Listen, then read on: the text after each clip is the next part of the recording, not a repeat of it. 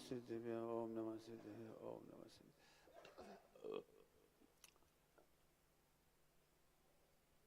नमो अरिहंताणं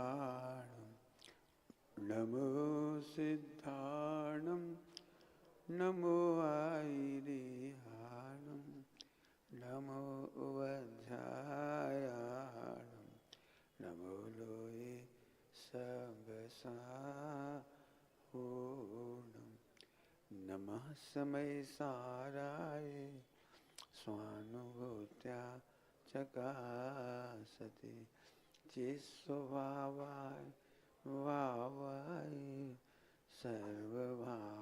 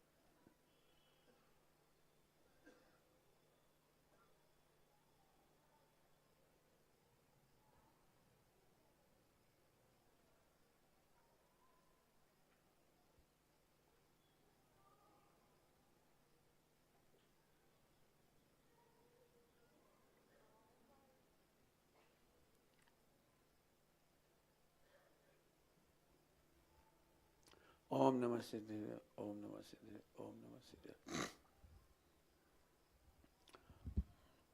जालसाजी का मतलब यहाँ पे राज्य विरुद्ध, इसमें राज्य विरुद्ध का इसमें उसमें इसमें भी है ना, जब मन मिलावट वाले में वही राज्य विरुद्ध वैसे सत्यानुव्रत में भी लिया है, लेकिन अपन राज्य विरुद्ध मतलब यहाँ तरीका गलत बदलेगा थोड़ा सा। और कूटलेख वो भी उसमें है। इसका तीसरा कौन सा था? यही था जाल, इसमें कूटलेख ही है ना, तो जालसाजी। ठीक, अब मैं समझाता हूँ। देखो ओम नमः सिद्धि, देखो मैं जानता हूँ ये झगड़े की जड़ का प्रवचन है। मैं खुद आपको डिस्क्लेमरेशन दे देता हूँ रोज के रोज।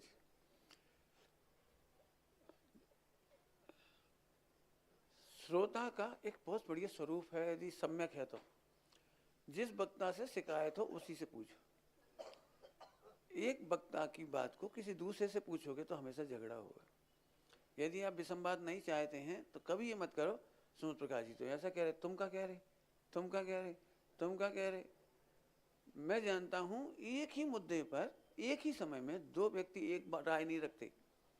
पति पत्नी में दोनों ही बच्चे का हित चाहती है, दोनों ही बच्चे का हित चाहती है, और फिर भी झगड़ा हो जाता है। पति कहता है मैं इसे कॉमर्स पढ़ाऊंगा, इसमें हित है, और पत्नी कहती है डॉक्टर बन जाए तो हित है। अब देखो हित चाह रहे दो ही, लेकिन दोनों में झगड़ा होता है। पति कहता है इसे दूध पिला, पत्नी कहती भाई कब हो जाए। हो जाता ही नहीं हो जाता है। वैद्य कह रहे हैं इनको भैया अनाज मत देना, कमजोरी है बहुत, इन्हें दाल का पानी दो। जो माँ होगी हो वैद्य जी तो कहते ही देते, जब खाएगा नहीं तो दम कहाँ से आएगी, बुखार कहाँ से उतरेगा।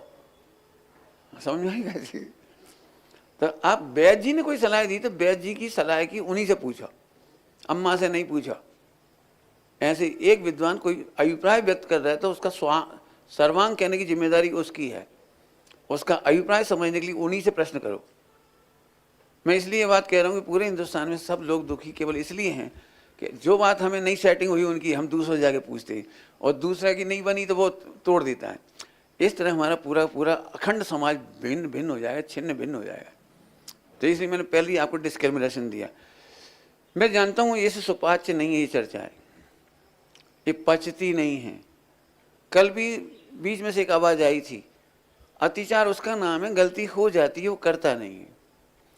और जिनवाणी में लिखा है कि वो गलती विद प्लान करता है। अब कौन को पचेगी ये बात? With plan, with plan, plan का नाम है व्यतिक्रम, प्लान का नाम व्यतिक्रम है। जो जो बातें बताई गई ना, परिस्थिति, वेश्याओं से मेल जोल रखना, व्यभिचारिणी स्त्रियों से मेल जोल रखना ऐसे ही नहीं हो जाती, कभी कभार नहीं हो जाती हैं। व्यापार करना, जिनके घर में लेडीज गारमेंट्स की दुकान है, वो लड़का क्या करेगा? उसके यहाँ तो सब तरह के व्यापार ग्राहक आएंगे, वेश्याएं भी आएंगी, व्यभिचारिणी स्त्रियाँ भी आएंगी और अच्छी स्त्रियाँ भी आएंगी। वो क्या करे जी बता? हमने तो कह दिया वो तो नहीं करेगा। अरे कब करेगा, कहाँ करेगा, कैसे करेगा?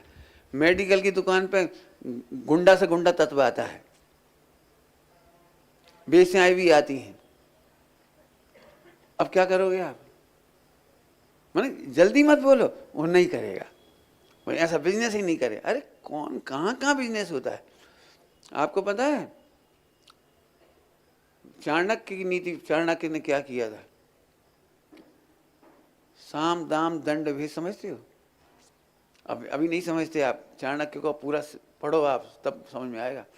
चाणक्य ने उस राजा को किसी तरह से कंट्रोल नहीं कर सकती, तो वेश्या के माध्यम से जाके कंट्रोल किया। 4 राजाओं को करे बिना अखंड राष्ट्र नहीं कर सकते थे। ये अकेला नहीं जी सकता था चंद्रगुप्त, तो 4 राजाओं की पूरी अपन चारों विभाजित कर लेंगे, बंटवारा। लेकिन अभी इसको तो निकाल दो सिकंदर को, तो 4 बड़े राजाओं को मिलाया इसको, और सब ने मिलकर के लड़ा और चंद्रगुप्त ने सिकंदर को हरा दिया। अब बड़ी समस्या थी चाणक्य के सामने, यदि हम चारों में पूरा भारत बांटते हैं, अखंड भारत, तो अखंड नहीं रहेगा। आखिर में इनके भी झगड़े होंगे आपस में, कोई ना कोई कमजोर करके उसे हराएगा। तो चारों राजाओं को एक एक करके मरवाया है। उनकी कोई गलती नहीं थी, केवल इतनी गलती थी वो अपना अधिकार मांग रहे थे। इसका नाम है बद बंधन छेदन, साम दाम दंड भेद। जरूरत पड़ती तो व्यभिचारिणी स्त्रियों से भी संपर्क करना पड़ता है देश की अखंडता के लिए। ध्यान रखना, आप यह नहीं कह सकते कि वो दिमाग नहीं लगाता। व्यतिक्रम में पूरा दिमाग लगाया जाता है। अब कितना कठिन पाठ है, समझाना कितना कठिन है। मैं जानता हूं कोई भी स्वच्छंद हो सकता है, अरे तो हमारी कोई गलती नहीं है। गलती नहीं है, लेकिन ध्यान रखो, पक्ष होते से वो अनाचार बन जाता है। और कोई रास्ता नहीं है, इसलिए अतिचार है। और पक्ष हुआ कि हमने सही किया तो अनाचार है। भाई इतनी बारीक सी रेखा है वो। जैसे ही तुमने कहा, अरे तो हम तो जी कुछ गलती, हम तो चोरी का माल खरीदे थे, अरे हम तो मजा आएगा, हम तो खरीद रहे, पंडित जी ने तो कही है। अरे पंडित जी नहीं कही है, चोरी के माल खरीदने को एकदम पक्ष कर दे जाओगे ना, मजे मान लोगे, सो ये अनाचार में कन्वर्ट हो जाएगा। एक तो चोरी, ऊपर से सीना चोरी। चोरी उतनी बुरी नहीं है, सीना चोरी बुरी है। समझ में आया? क्या कहा? अब उल्टा मत बोल देना सब जगह। पंडित जी कह रहे थे चोरी तो अच्छी बात है। अरे मुझे नहीं कह रहे, चोरी से बुरी चीज है सीना चोरी, गर्राना। एक तो गलती हो गई और हंस रहे। समझ में आया कुछ? तो अब मैं फिर एक बार मैंने खुलासा करा अतिचार का। अतिचार विदाउट प्लान नहीं होता है, विद प्लान होता है। मैंने कुछ उदाहरण बहुत दे दिए आपको। मैं केवल इतना कहना चाह रहा हूं, यदि नैरो मेंटेलिटी से सोचोगे तो ये अतिचार कभी नहीं समझ में आएंगे, और ब्रॉड मेंटेलिटी से सारे विश्व को गले लगाना चाहोगे तो आपको ये समझ में आएंगे। क्या कहूँ आपको, फिर भी कह रहा हूँ, जब इन अतिचारों से देखोगे ना, तो विश्व में कोई घृणा करने लायक नहीं दिखेगा, कोई नफरत करने लायक नहीं दिखेगा, सड़कों पर किसी की आलोचना करने लायक नहीं दिखाई देगी। जैन तो छोड़ो, अजैनों को भी हम गले लगा सकेंगे। आप जरा कल्पना करो, यदि अंजन चोर आपके सामने हो तो आप क्या करोगे, और आचार्य देव ने कैसे उसको दीक्षा दी होगी। सोचो, परिस्थिति सेवन करने वाले से आहार कैसे लिया होगा। उल्टा मत लेना, मैं फिर कह रहा हूं, भोग भूमि का बंद कैसे किया था प्रद्युम्न के जीव ने? मित्र की पत्नी को रख लिया था। तब तो जब प्रद्युम्न की पर्याय आई थी तो व्यंतर बन के आया था, उसकी पत्नी का पति व्यंतर बन के जन्म तैसे उठा के ले गया था। स्वर्ग से आए हैं प्रद्युम्न, स्वर्ग कैसे गए होंगे जब परिस्थिति सेवन किया था? तो असंख्यात वेद हैं। मैं फिर कह रहा हूं, कोई इस पक्ष का पोष, ध्यान रखना, मैंने कल एक बहुत बात कही थी, 2 बार कही थी, तीसरी बार आज फिर कह देता हूं आपको। सहायक पर्याय का अहम भी कर्तव्य भी मिथ्यात्व है। अनंतानुबंधी कसा है तो ये तो बहुत गंदी चीज है। हम केवल इसे विश्व मैत्री के लिए पढ़ा रहे हैं, उपगूहन के लिए पढ़ा रहे हैं। अज्ञानियों का संयम भी निंद नहीं है। अज्ञानियों का संयम भी निंद नहीं है। मैं जानता हूं इस पर लोग नहीं मानेंगे, सहमत हो गए। हम तो इतनी इतनी सी कमियां देख करके घृणा कर रहे हैं, और घृणा करना मिथ्या दृष्टि का लक्षण है। साधर्मियों से विधर्मियों से दोनों में लिखा है। साधर्मियों विधर्मियों में विषमवाद नहीं करना चाहिए, गाथा है। हम तो घृणा करते हैं, नहीं करना, कभी नहीं करना। इसलिए अब मैं पढ़ा रहा हूं। हैं? अच्छा, हाँ हाँ भाई, बढ़िया कही तुमने, ठीक है। समझ में आ गया कुछ? चोरी का प्रयोग, चोरी का माल खरीदना बेचना, एक कल दोपहर में समझाया मैंने। अब सुनने में कैसा लग रहा है? सुनने, चोरी का माल खरीदना बेचना। कई प्रसंग ऐसे होते हैं जिन प्रसंगों में आप चोरी का माल खरीद लेते हैं। प्रसंग असंख्यात लोग प्रमाण, सोचो पहले। हम चोरी करवाते नहीं हैं, लेकिन कोई करके ले आया, हम किस किस से पूछें? सर्टिफिकेट लें ये चोरी करके तो नहीं लाए? क्या करें बताओ? समझ लो मैं तुम्हारी दुकान पे आ जाऊं, सोने चांदी की दुकान पे मैं आ जाऊं बेचने के लिए, तो आप मेरे पे शंका करोगे? क्या पंडित जी चुरा के तो नहीं लाए? एफिडेविट भरवाओगे? क्या करोगे आप? हैं? हाँ, मैं कह तो रहा हूं, अब तुम कैसे करोगे? चोरी बहुत कम शब्द हैं। आपको क्या लगता है रात को चोरी होती? वही चोरी होती है, वो जो काला चश्मा लगा के और एक पुटरिया यहाँ टांगे हुए और टॉर्च चमक रही है, वही चोर होता है क्या? एक भाई अपने भाई का हक मार करके संपत्ति ले लेता, वो भी चोरी है। बराबरी से न्याय नहीं करता, वो भी तो चोरी है। अब मैं इसके बहुत भेद हैं, मेरे पास 4-6 घंटे का प्रवचन है उधर अलग से। मैंने, आप कल्पना कर सकते हो, बुरा तो नहीं मानोगे, उल्टा मत लेना, मैं बिल्कुल आगम की भाषा से बोल रहा हूँ। मुझे बहुत एक शब्द बोलने में डर लगता है, बोलने में। पूर्ण चोरी का त्याग तो मुनिराजों को भी नहीं है। क्या कह रहा हूं, समझ में आ रहा है कुछ? पूर्ण चोरी का त्याग यदि भावलिंगी संत आचार्य कुन स्वामी को हो जाता तो वे फिर यथाख्याचारित हो जाता उनको। हे तुम हमारे महाराज को चोर कह रहे? अरे हम नहीं कह रहे भैया, धैर्य से सुनो। तुम में से कोई व्यक्ति ऐसा नहीं है चोर ना हो। अब भाई उबल जाए, एक आध को नाम लेते चोर खड़े हो जाओ, तुमने हमें चोर कह दी।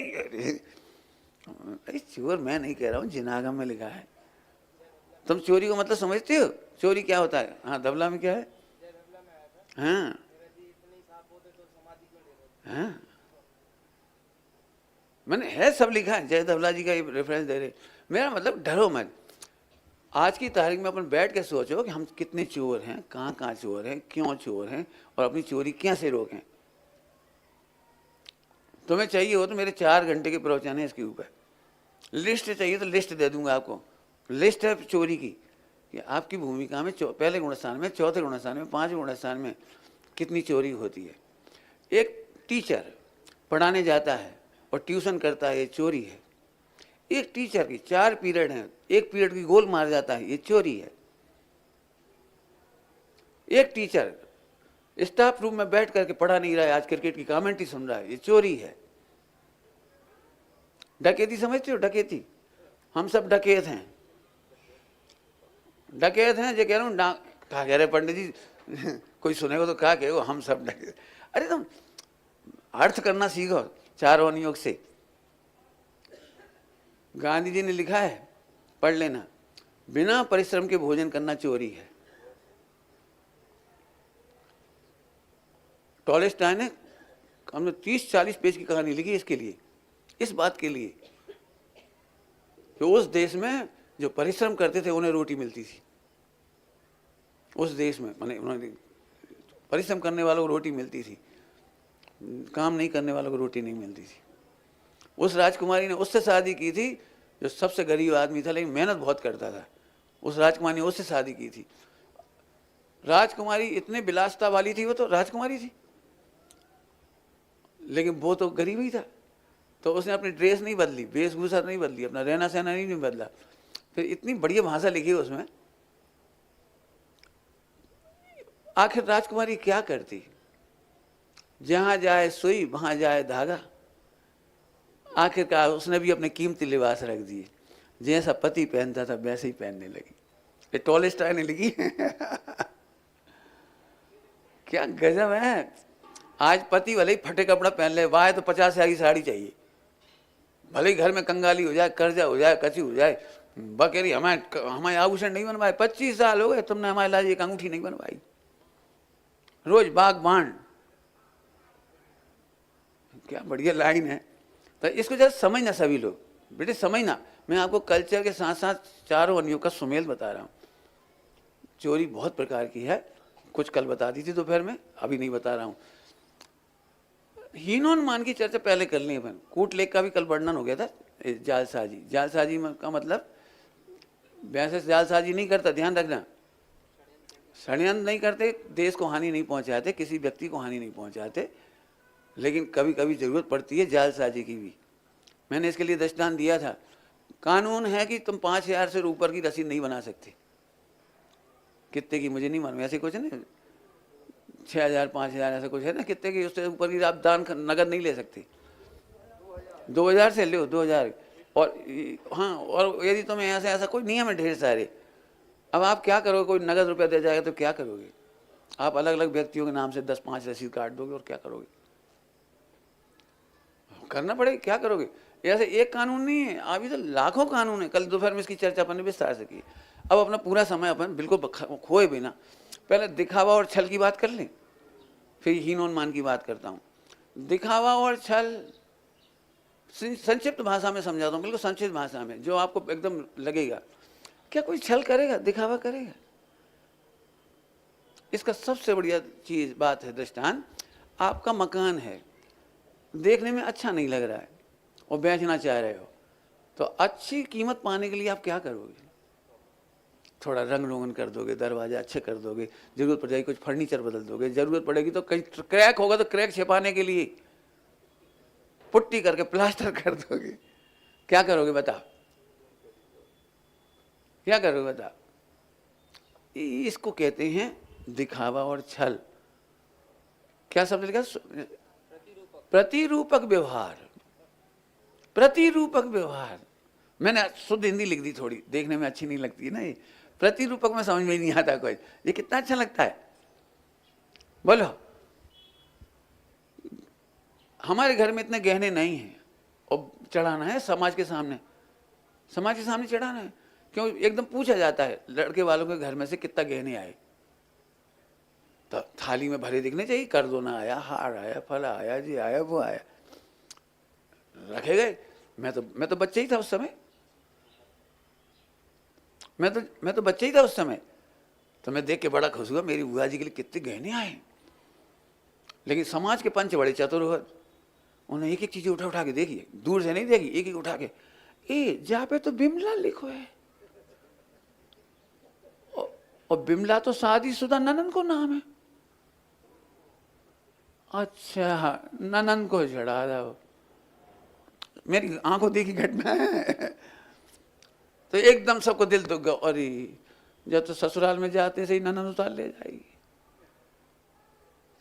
एक एक चीज, ये क्या चीज है बताओ? अच्छा दिखाने के लिए आपने गहने रख दिए।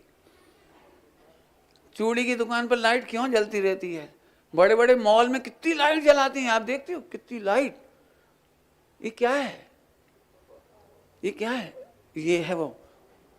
आपको पता है एक छोटी सी जगह में दुकान है किसी चूड़ी वाले की, और जमीन पे लेके बैठो बेचारा, हाट बाजार में सस्ती चूड़ियाँ मिल जाएंगी, और बेई चूड़ियाँ मॉल में जाओ, हेलो मैडम कम ऑन, हाँ मैडम खुश, ये 200 रुपीज दर्जन है, हाँ ओके ओके, लाइट में चमक रही, ओके ओके। देख लेना जाके आप, एक सामान्य दुकानदार उतना महंगा माल नहीं बेच सकता। मॉल में जाते से ही खनिया धाना की बहू लुट के आ जाएगी 200 रुपया में, वहाँ इतनी लाइट चमकती है कि जैसे सोना लगो हो कांच की चूड़ियों में, यहाँ से चमक रहा बिल्कुल। हम कहाँ तक आएंगे? और इसीलिए वो 1 ग्राम सोने का गहने आने लगे। मैं बहुत सोचता रहा 1 ग्राम सोना में कैसे 5 तोले के कंगन बन जाएंगे। अब ये थोड़ा नहीं है, ये तो मैंने आपको समझाने के लिए बता दिया। अब आप नाराज हो तो हो जाए ना। आप सामान्य कलश 21,000 में नहीं बेच सकते। ये डिजाइनदार कलश लाते हो ना जो किसी काम का नहीं है, हाथी पे बैठा, घोड़े पे बैठा, और घूमने वाला, और फूल पत्ते वाला, और डिजाइन वाला, और फिर जब दिखाते हैं सबके सामने तो हर महिला और पुरुष को मन ललचाते हैं, कितना बढ़िया है वो, 51,000। वो 2100 को कलश नहीं है, 500-1500, 51,000 कमा के दे जाते। हम हर बार एक नई डिजाइन बनवाते हैं उससे कह करके, नई डिजाइन, फूल फल पत्ती डिजाइन, ये वो क्यों बनवाते हैं पता है? ताकि हम लूट सकें। ये चोरी है, व्यापार है। अब मेरा मन रो रहा है इस समय। धर्म के क्षेत्र में व्यापार करना, यदि मुझे मालूम है ये सेठ जी को कांजी स्वामी की जय अच्छी लगती है, तो मैं भगवान की पूजा के बीच में कांजी स्वामी की जय कह सकता हूँ, क्योंकि आज वो सेठ जी आए हैं। मैं उनकी वीडियो बनवा सकता हूँ, मैं उनके फ़ोटो खिंचवा सकता हूँ, मैं उनकी तारीफ़ कर सकता हूँ, मंत्री की, नेता की, सांसद की मैं तारीफ़ कर सकता हूँ। मैंने सबसे पहली प्रतिज्ञा करवाई थी पंचकल्याण में, 3 लोग के नाथ के सिवा किसी की जय नहीं हुई। हम पूरे पंचकल्याणक में एक जिसने 3 करोड़ खर्चा किया उसका भी नाम नहीं लिया, धन्यवाद नहीं दिया, साधुवाद नहीं दिया, बल्कि उसने उठ करके कहा था आज 3 लोग के नाथ नहीं होते, आचार्य कुन स्वामी नहीं होते, और स्वामी जी नहीं होते तो मुझे ये मंदिर बनाने का सौभाग्य नहीं मिलता। मैं आज ऋणी हुआ हूँ, आज मैं निर्भर हुआ हूँ कि मेरी थोड़ी सी संपत्ति इसमें लगी। कहीं नाम नहीं किसी मूर्ति पर, किसी प्रतिमा, क्यों? बिना नाम के तुम्हें ये भगवान अपने नहीं लगते, तुमने नाम लिखा दिया तुम्हें अपने लगने लगे। आप ईमानदारी से बोलोगे? कोई हाथ में नहीं खड़े कर पा रहा। जिनकी मूर्ति जिस वेदी पर होती है, जिस परिवार की, आप अपने रिश्तेदारों को, लड़की वालों को, लड़का वालों को वो जरूर दिखाते हो, जी पारसनाथ हम आए हैं, और बे पारसनाथ और बे महावीर। गलत कह रहा हूं तो बोलना। अब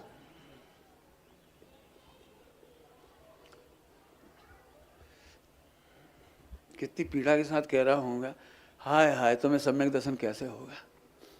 तुमने महावीर की बीतरागता तो नहीं देखी, एक रूपता तो नहीं देखी, तुमने अपनी मूर्ति, अपना नाम लिखा है।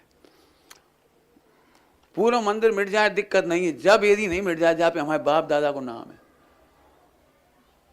क्या है? कितने सुनना है? मैं फिर कह रहा हूँ कुछ इशारे हो गए होंगे। एक समय साजी परमागम, यदि मेरा नाम उस पर लिखा जाए तो 500 रुपये देने तैयार। आचार्य कुन स्वामी अपने ग्रंथ पे अपना नाम नहीं लिख के गए, अमृतचंद स्वामी अपना नाम टीका करने पे लिख के नहीं गए, और तुमने एक 500 पट्टी क्या दे दी? तुम्हें लगता है मेरा नाम होना चाहिए? जिसको अपने नाम का व्यामोह है सम्यक तो कैसे होगा? तो साहब आप तो अतिचार पढ़ा रहे थे, तो पंचम स्थान में होता है कि हाँ। अब सुनो, पंचम स्थान में भी किसी को प्रेरणा देने के लिए, शिक्षाएं देने के लिए, कोई मार्ग ऐसा बताने के लिए, देखो वे सेठ जब इतना उदारता से दे रहे तो अपने को भी देना चाहिए, ऐसा बताने के लिए अतिचार होता है। आपका तो अनाचार है जो मैं कह रहा था, इतनी देर का वर्णन तो अनाचार था, अतिचार तो बहुत अच्छा होता है। पूरा मंदिर खड़ा कर दिया और बाद में झोली फैला दी, भैया अब हम पे पैसा नहीं है, शिखर को काम बाकी है। लंबी कहानी नहीं सुना रहा हूँ दिल्ली के मंदिर की।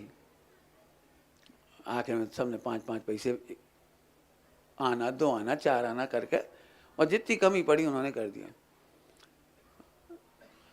मंदिर पूरा हो गया। आज भी वो लाल मंदिर पे लिखा है पंचायती मंदिर, सेठ का नामो निशान नहीं, जिसने पूरा मंदिर बनवाया है। हमारी भोपाल की बिटिया और इनकी छिंदवाड़ा की बहू, पूरा देश गौरव मानता है।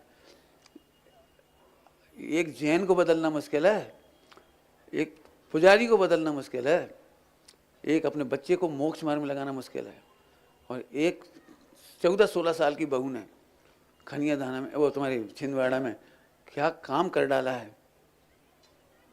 लेकिन उसके पीछे की कहानी किसी को नहीं मालूम। कहीं भी दान दे के आए, अपना नाम नहीं लिखाया, बोले आए, और 25 महिलाएं बैठती थी पढ़ने के लिए, सो एक लाल थैली रख दी, बोले हम इतना दान बोले आए अपने महिला मंडल को, अब जिन्हें इसमें जितना डालना है डाल दो। गुप्त थैली में कोई 1 रुपया डाल गया, कोई 11 डाल गया, कोई 21 डाल गया, जिसका जितना डाला, बाकी पूरे पैसे खुद ने दिए।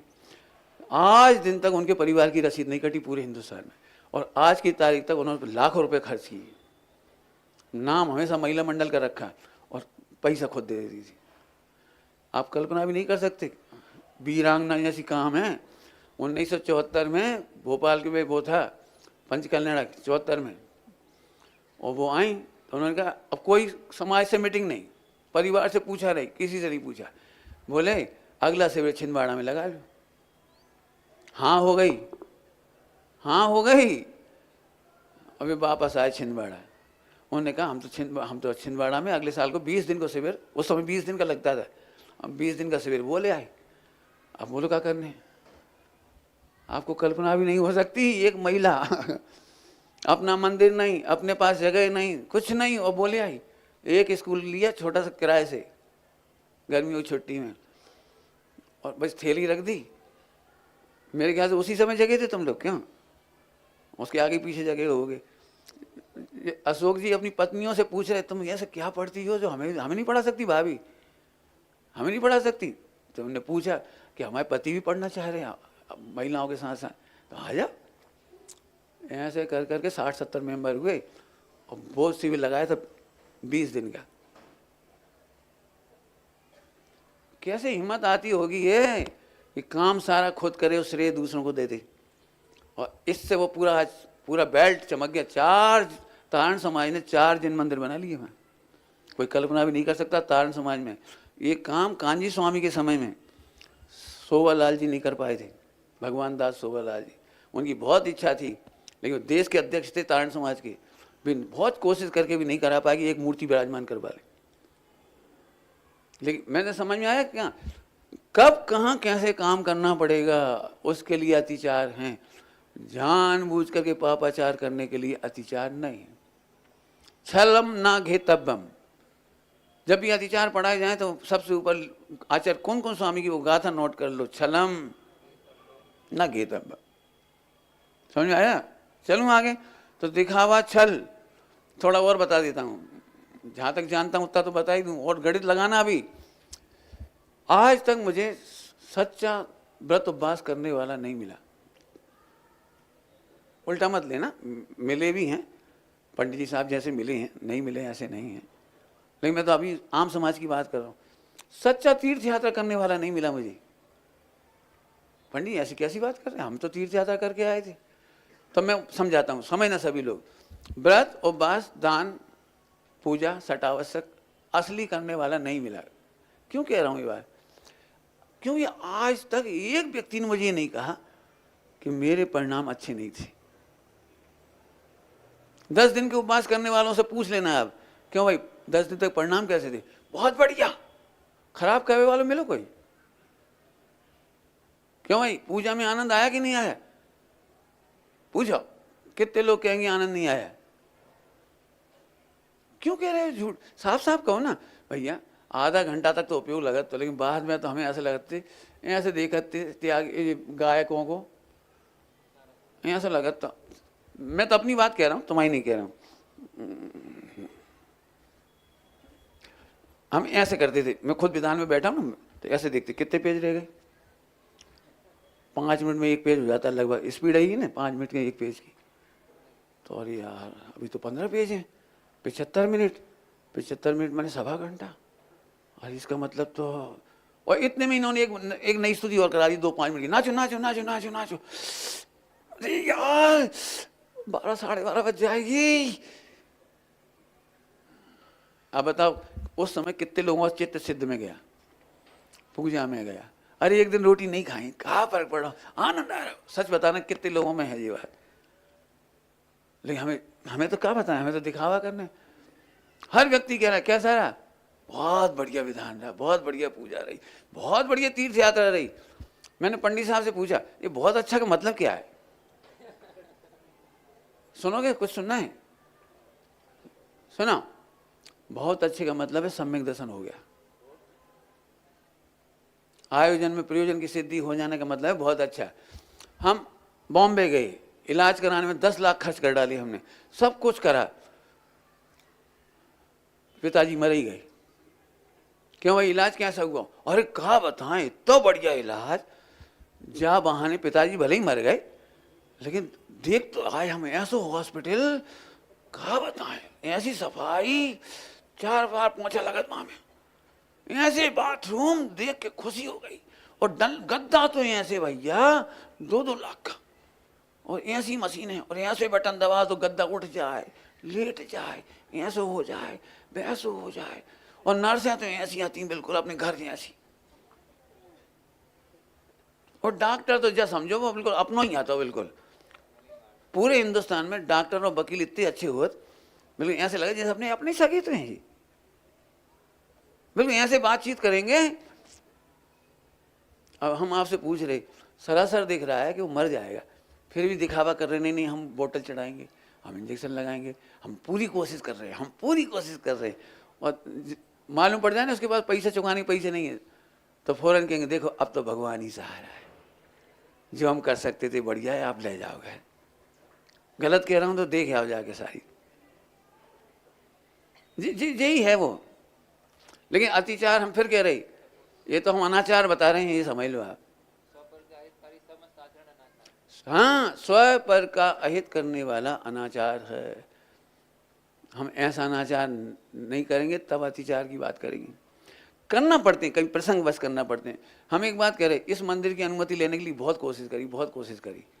पुजारी जी सुनाते थे, बहुत, अब ईमानदारी से हो ही नहीं रही। वो तहसीलदार, उसको पैसा चाहिए इधर उधर, अब बड़े बड़े पैसा मांग रहे। अब उस समय तो इतना पैसा भी नहीं था गाँव में, तो पुजारी जी कह रहे भैया हम कैसे मांग, तुम कहते हो सब जगह से पैसा ला के बना रहे, कैसे दे दें इतनी बड़ी बड़ी रिश्वत। फिर पुजारी जी बता रहे, कोई जैन अपना होगा कलेक्टर कहीं, उसे फ़ोन किया, भाई उनका मित्र यहाँ था शिवपुरी में, उसने उसको फ़ोन लगाया, भैया मंदिर का मामला है ऐसा।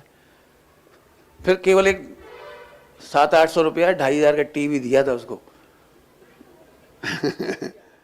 नहीं दिया था, वो भी नहीं दिया। चलो हाँ ये तो साथ में ही थे, कह रहे वो भी नहीं दो। हमारा मतलब ये है, अब कभी कभी काम करने के लिए ये भी करना पड़ेगा। टोडरमल जी साहब ने लिखा है, रिश्वत देना तो नहीं चाहता, लेकिन बड़ी हानि से बचने के लिए छोटी हानि को भी करता है, हर्षित भी होता है, लिखा है। हाँ, और अंदर में हानि को बुरा भी मानता है। टोडरमल जी साहब लिखा है, अंदर में हानि को, रिश्वत देने को बुरा भी मानता है, लेकिन बड़ी हानि से बचने के लिए छोटी हानि करती है। कहाँ लिखी है ये बात, किस प्रसंग में लिखी है ये बात? जब ये बात बताई गई कि जब हम अहिंसा धर्म को मानने वाले हैं तो बकरे की चमड़े वाली ढोलक मंदिर में क्यों बजती है? हम ढोलक क्यों बजाते हैं? 250-300 साल पहले टोडरमल जी ने इसका उत्तर लिखा है।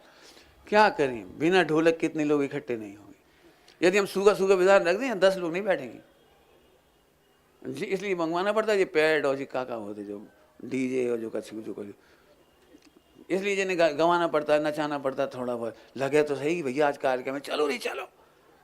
बचपन में हम क्या करते थे पता है, इसीलिए जाते थे, नागिन को नृत्य होएगा डांस होगा तमाम।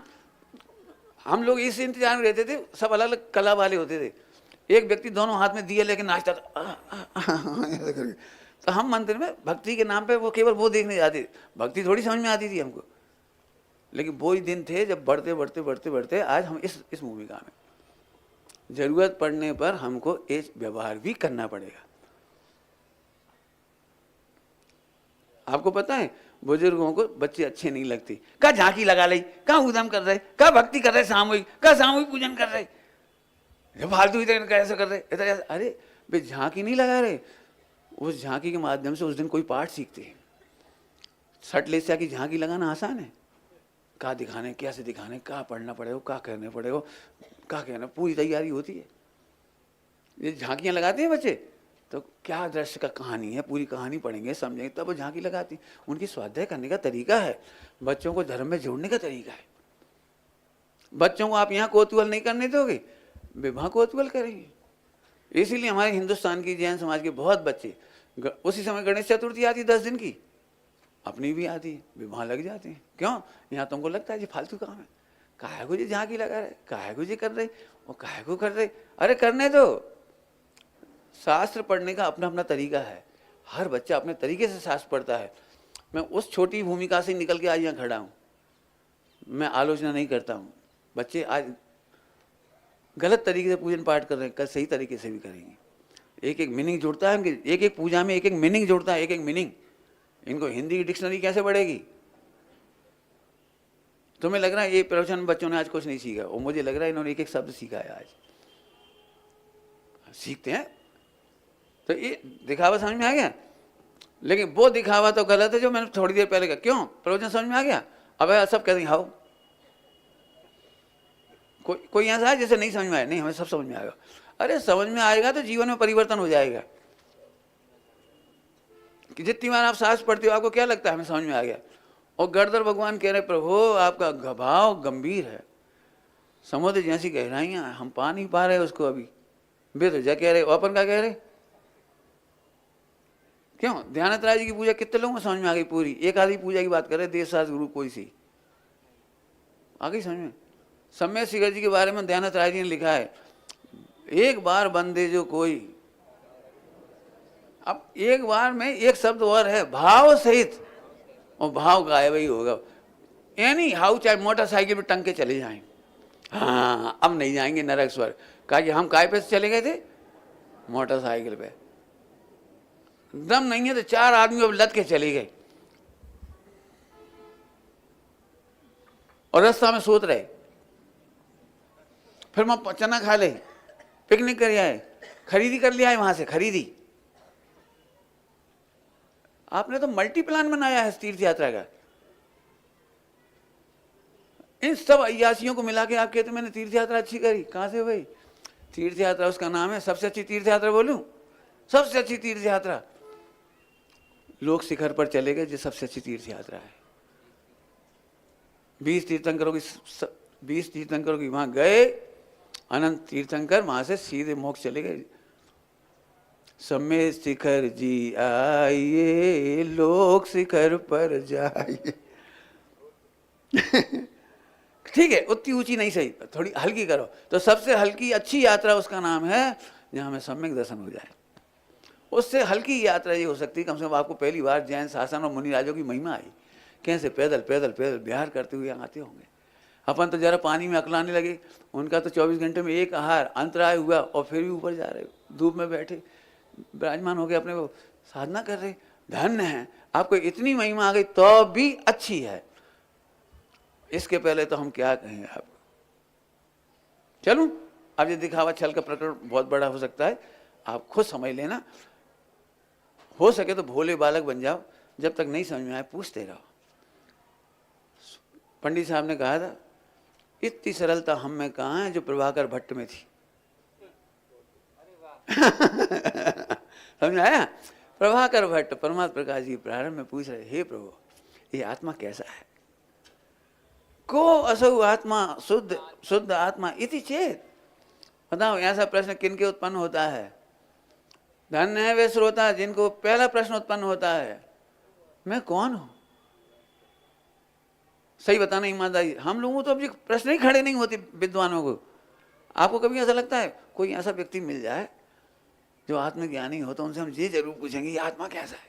पता ना भाई ये विद्वानों को कितना समझ में आई ये बात, बहुत हम जानते हैं। जाना थे वो तो हम। इसीलिए मैं कह रहा हूँ जानकारियों को जानना नहीं कहते। डॉक्टर साहब ने कितना सुंदर परिभाषा लिखी है, आत्मज्ञान ही ज्ञान है। तर्क ज्ञान को ज्ञान नहीं कहा, क्षोभसम ज्ञान को ज्ञान नहीं कहा, पंडिताई के ज्ञान को ज्ञान नहीं कहा, और लौकिक चातुराई का ज्ञान, डॉक्टरी का ज्ञान, इंजीनियरिंग का ज्ञान को ज्ञान नहीं कहा। हाँ, ये कह रहे वो तो शास्त्रों में से चुरा के ले आए। वो ज्ञान तुम्हारा क्या है? जो तुमने आत्मज्ञान किया है वो है। अब कैसा भीषण है ये बात। पंडित साहब बोले इतना सरल प्रभाकर भट्ट जैसा कहाँ मिलेगा जो कहेगा प्रभु मुझे आत्मा बताइए। सोचना सही में, अभी हमें कहाँ प्रश्न खड़ा होता मुझे आत्मा जानना है, वो तो हम अच्छे से जानते हैं। ठीक है, तो अब जो दिखावा छल छोड़ता हूँ। अब हीनोन्मान की बात करूँ, कर लूँ कि नहीं करूँ? 10 करेक्ट हो गई, आधा घंटा हो गया शायद, हैं? हाँ, तो ले लूँ, आकुलता नहीं हुआ था। हम कम भी कर सकते हैं, 2 मिनट में कर सकता हूँ, और 1 घंटा भी कर सकता हूँ। मैं तो केवल इसलिए पढ़ा रहा हूँ, सोचना सीखो बस। मान का मतलब होता है बांट, उन्मान का मतलब होता है तराजू। हीन ऑन मान, हीन उसका विशेषण है, हीन उसका विशेषण है। बांट और तराजू कम ज्यादा रखना। बांट, अब तराजू तो तराजू है, लेकिन बांट खास तौर से है। लौकिक में हर साल आपको बांटों पर गवर्नमेंट से सिक्का लगवाना पड़ता है, क्योंकि उठाते रखते वो घिस जाते हैं। 2 ग्राम, 4 ग्राम, 5 ग्राम, 10-25 साल में 50 ग्राम घिस जाए मान लो, तो वो आपको कंपलसरी है कानूनन कि वहाँ जाओ और तोलेगा। जरूरत पड़ेगी तो उसमें उतना वजन का और ठोकेगा। हर साल कराना नियम है, जानते हो। ऐसे सोने चांदी के जो दुकानदार हैं उनमें भी बिल्कुल प्रामाणिकता रहती है हर। तो मान और उन्मान का मतलब तो बांट तराजू हुआ। हीन, अब इसको मैं लिखा बहुत सारा है, मैं एक लाइन बोल देता हूं उसमें क्या लिखा है। कम कीमत की चीज में अधिक कीमत की चीज में कम कीमत की चीज को मिला देना, ये भी लिखा है। लेने के बांट अलग और देने के बांट अलग। लेते हैं, खरीदते हैं गेहूं तो अधिक वजन वाले बांट से खरीद लेते हैं, और बेचते समय कम बांट वाले से बेच देते हैं। मिलावट कर देते हैं चीज़ों में, अधिक कीमत की चीज़ में कम कीमत की चीज़ की मिला दी। 100 रुपये लीटर के तेल में 50 रुपये लीटर का तेल मिला दिया।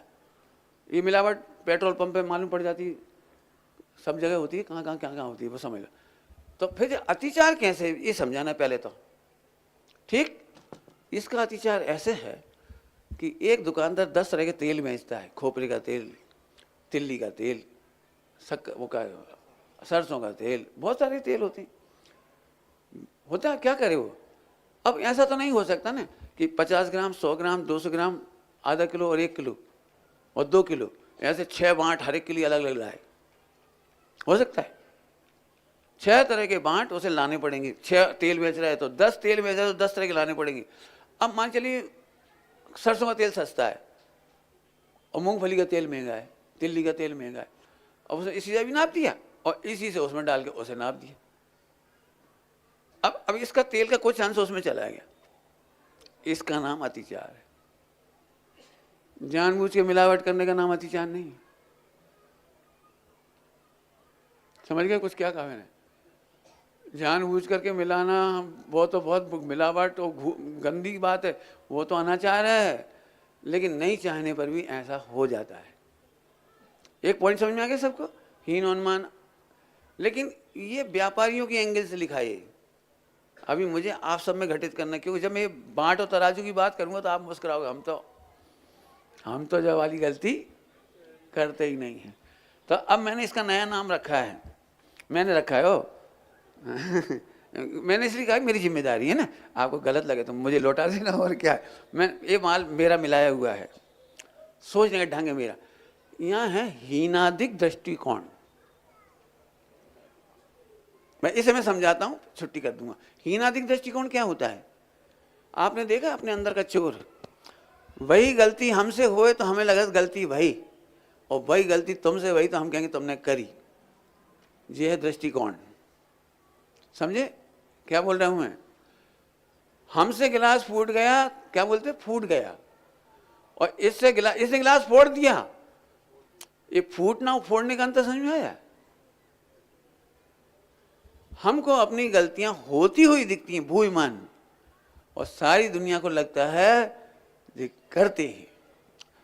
यह है हीनादिक दृष्टिकोण और सारे विश्व के झगड़े की मूल जड़ है। नाम लेकर बताने की तो जरूरत नहीं है, झगड़े की मूल जड़ है। जैसे मैं कहूँ, हमारे पास ये बच्चे आते हैं कभी कभी, अब तो मैं नहीं मिलता इनसे, पहले की बात कर रहा हूँ, हॉस्टल के बच्चे, पंडित जी जो हमें चिढ़ाता है, चिढ़ाता है, तो तुम तो नहीं चिढ़ाते ना इसको? हम नहीं चिढ़ाते। अच्छा ठीक, वैसे ही बुलाए इधर, क्यों जी तुम्हें चिढ़ाता है? हाँ क्यों जी, क्या कह रहा है? तुम चिढ़ाते हो इसको? पहले जी चिढ़ाते हैं, पहले नहीं कहा था कि मैं चिढ़ाता हूं, जी चिढ़ाता है तब चिढ़ाता हूं। अच्छा चलो इसको छोड़ो, कोई और है जिसको तुम चिढ़ाती हो? हाँ एक को हम चिढ़ाते हैं, तो उसे तुम चिढ़ाते हो, उसे तकलीफ नहीं होती होगी? तुम एक काम करो, प्रतिज्ञा करो, हम आज के बाद किसी को नहीं चिढ़ाएंगे। अब उसको चल रहा हो, पंडित जी जो कैसे हो सका, काहे कि फ्री फंड को एंटरटेनमेंट चिढ़ावो ही तो है, और कौन सा रास्ता है बताओ? चिढ़ाने के पीछे ना पैसा लगता है, ना अपन को कोई बुराई करते, वो तो मजे लेते हैं बस। कोई माइकल लाल कह के बता दे कि वो नहीं, सब कहते जो हमारी बुराई करते, हम उससे ही पूछते तुम तो नहीं करते ना किसी की, उठाओ हाथ। पंडित जी हमें बहुत दुख है, हमारी बुराई करते। तुम प्रतिज्ञा करो आज के हम किसी की बुराई नहीं करेंगे, करके बता दे कोई। मैंने इसके ऊपर 1-2 घंटे का लेक्चर किया है मार साहब। बुराई करना सम्यक ज्ञान का अंश है, बुराई छठे गुणस्थान तक की जाती है, बुरे को बुरा कहना सम्यक ज्ञान है। क्या कह रहा हूं? बुरे को बुरा, हम तुम्हारी पतन नहीं चाहते, बुरा नहीं चाहते, नुकसान नहीं चाहते हैं, लेकिन गलती है तो गलती बताएंगे, सम्यक ज्ञान का अंश है। मैंने उसके लिए नाम दिया कहानी का, कहानी मिलाई इसके लिए एक कहानी। बुराई बुरी होती है, एकांतवाद है। क्या कहा? क्या कहा? बुराई बुरी होती है, एकांतवाद है। बुराई सम्यक भी होती है, सियादवाद है। आपको पता है जिनवाणी बुराइयों से भरी पड़ी है, असंख्यात लोग प्रमाण दोष मिटाने के लिए दोष बताए गए हैं। पॉजिटिव चर्चा कितनी है बता सकते हो कोई? यदि आप मेरे से कहोगे ना पूरे 12 अंक को एक सूत्र में कहो, तो मेरे पास केवल एक सूत्र है, उत्पाद व्यय ध्रुव युक्तम सत। इसमें सारा जिनागम कह दिया। पूरा समय साहब जी उत्पाद व्यय ध्रुव्यम समझाता है, पूरा करना नहीं होगा, उत्पाद व्यय ध्रुव्यम समझाता है, पूरा 12 अंग है इसमें। अब इतनी जल्दी समझ में भी नहीं आया होगा आपको मैं क्या समझा रहा हूँ, उत्पाद व्यय ध्रुव। विचार करना, अभी तो फिलहाल समय हो रहा है, इतना ही विचार करना। हीनादिक दृष्टिकोण, मैं करता हूं वो काम सही और तुम करते हो तो गलत। समझ आ रहा है कुछ? विचार करना, थोड़े में ही संतोष कर रहा हूं। हाँ एक प्रश्न आया, जल्दी बोलो। क्या बोला? हाँ बहुत बढ़िया। इन्होंने कहा भावलिंगी मुनिराजों को, आचार्यों को आप चोरी कह रहे तो कैसे होती है? इसको आप ग्रंथ का अभ्यास करो। जब तक अनंत संजुलन है, संजुलन तब भी हिंसा, झूठ, चोरी, कुशील, परिग्रह पाया जाता है, पाया जाता है। मेरे से नहीं पूछो, भावदीप का पढ़ो। भावदीप का ग्रंथ में आप संजुलन, कसाय और लेस्याओं का प्रकरण पढ़िए, आपको उसमें इसका जवाब मिल जाएगा। है वो तो सबको, मेरा मतलब स्वाध्याय कर लो, ये प्रेरणा कर दी। 10वें गुणस्थान तक सूक्ष्म लोभ पाया जाता है, बहुत कुछ है, बहुत कुछ है। आप भावदीप का मैंने चैप्टर बता दिया, आप उसे पढ़ लीजिए। फिर नहीं समझ में आएगी तो मैं बताऊँ, थोड़ी सूक्ष्म बात है, मैं उनको चोर सिद्ध नहीं कर रहा हूँ। मैं तो ये कह रहा हूँ कि ग्रंथों की उदारता कितनी सुंदर है। वे जहाँ जितना दोष रहता है उसकी गणना करती हैं। पानी की रेखा बराबर है वो तुम्हें समझा नहीं सकते हम, कहाँ होता है कैसा होता है वो हम कह नहीं सकते। उसके लिए एक शब्द लिखा है, ऐसे महा चलते फिरते सिद्धों जैसे मुनि भगवंतों के अंतरंग को केवल ज्ञान गम्य है। मैंने तो इसलिए केवल ज्ञान कराया था कि यथाख्यात के पहले हमारे दोष होते हैं। और कल एक बात कही थी, आज कह के खत्म कर रही, दोष घट के मिटते हैं। दोषों को स्वीकार करने वाला व्यक्ति ही सम्यक दृष्टि होता है। दोषों को दोष जानते हैं और दोषों से अप्रभावी ध्रुव को जानते हैं, सम्यक दृष्टि का लक्षण है। हाँ, दूसरों के दोषों का मजाक नहीं उड़ाते और अपने दोषों पर गर्राते नहीं है। क्या बोला? दूसरों के दोषों पर उपहास नहीं करते, तिरस्कार नहीं करते, बदनाम नहीं करते, और अपने दोषों पर, स्वयं पर को दोषों से भिन्न अप्रभावी भगवान देखते हैं, उनको भी अपने को भी। बस इतना सब मोक्ष मार्ग। हाँ, बस स्वरूप के सन्मुख होने पर सारे दोष मिटेंगे। कल एक बहुत अच्छी बात कही थी, आज फिर कह दे रहे, इन्होंने याद दिला दी। ध्रुव के आश्रय बिना एक भी दोष नहीं मिटता, और ध्रुव के आश्रय में एक भी दोष टिकता नहीं है। और ध्रुव के आश्रय के बिना एक दोष को मिटाने के लिए अनंत उपाय किए जाएं तो अभी नहीं मिटता। इसके लिए संस्कृत में बड़ी प्यारी लाइन आई है, नान्यथा साध्य सिद्धि, नान्यथा साध्य सिद्धि। समझदारों के लिए बता दिया, अन्य प्रकार से बचने का कोई उपाय नहीं। ओम नमः सिद्धे। निज निधि